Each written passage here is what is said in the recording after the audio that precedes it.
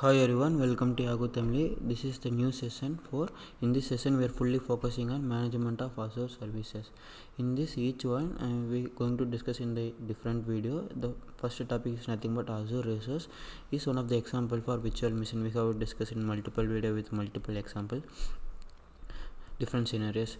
Example, we have another example like we can take Azure database or Azure functions or storage account. All the things we can call it as Azure resources. What are the services?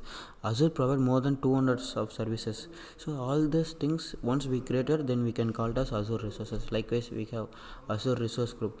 Resource group is nothing. It act like a logical container. Assume that what are the services we have created in Azure, it will be going to place in the resource group. Assume this is a container. Inside the container we can place multiple resources, Azure resources.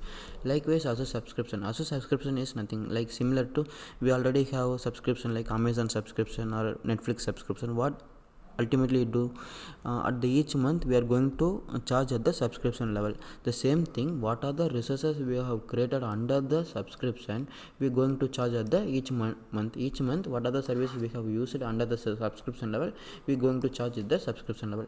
Likewise, we will discuss what is Azure management group and why we need it.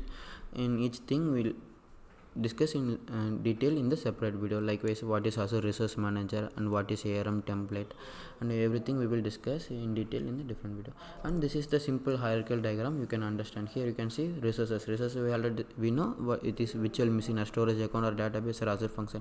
Likewise, we have 200 plus Azure services. So those services we can call it as Azure resources.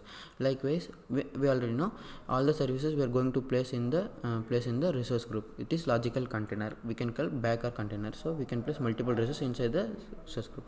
Likewise, we have subscription. At the head we have subscription. Inside the subscription we can create multiple resource group. Inside each resource group we can create multiple resources. So at the each of end each month we are going to pay amount at the subscription level.